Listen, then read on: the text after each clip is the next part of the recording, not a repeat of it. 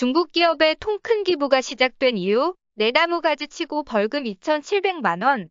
중국 공산당 제10차 중앙재경위원회 회의를 주재한 시진핑 국가주석이 다 같이 잘 살자는 뜻의 공동부유를 세화도로 제시하였습니다.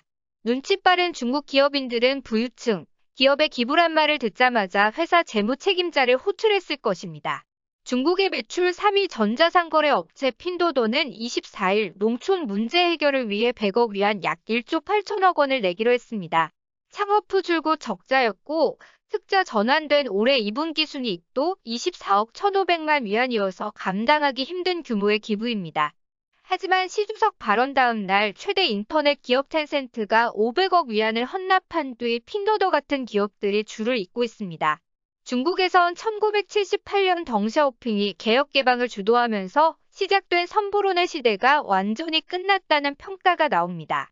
내년 10월 사면인 결정을 앞둔 시 주석으로서 빅테크들의 기부를 받아 국민에게 나눠주면 정의로운 이미지를 세우면서 빈부격차에 대한 불만도 잠재우는 일석이조의 효과를 얻을 수 있습니다. 중국식 기부는 미국식 기부와 차이가 큽니다. 마이크로소프트 창업자 빌 게이츠 같은 실리콘밸리 기업인들은 자기 힘으로 창업해 세계적 기업을 키운 뒤 은퇴를 전후에 기부할 가치가 있다고 판단한 분야의 재산의 절반 이상을 쾌척합니다. 반면 보조금 정치적 후원을 통해 기업의 성장 과정에 깊이 개입한 중국 공산당, 정부는 대놓고 사회에 대한 보답을 요구하고 있습니다.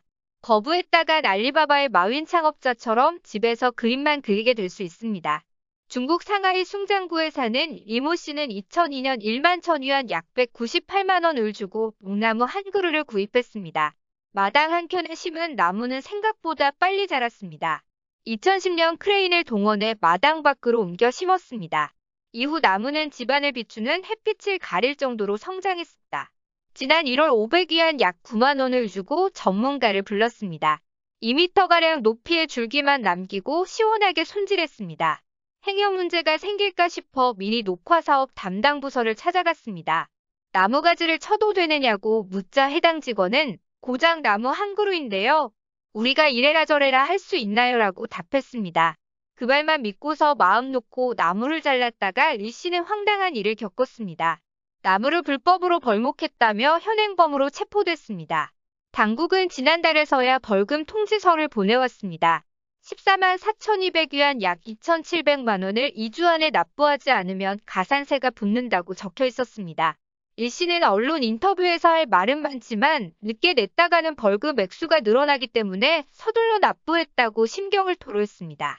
시진핑 국가주석은 지난 4월 청명절 식목행사에 참석해 중국은 세계적으로 삼림자원이 가장 많이 늘어난 나라가 됐지만 여전히 부족하다며 생태문명 건설은 신시대 중국 특색 사회주의의 중요한 특징이라고 강조했습니다. 더구나 시 주석 스스로 2060년 탄소 중립을 선언한 터라 나무 한 그루도 허투루 대할 수 없는 처지입니다. 이 씨 사연은 중국 사회관 개망 서비스 앱 SNS 웨이보에서 이틀 만에 조회수가 4억 8천만 건을 웃돌았습니다. 네티즌 49만 명이 참여한 설문에서 14만 위안 벌금 부과는 불합리하다는 응답이 95%를 넘었습니다. 오늘 준비한 소식은 여기까지입니다.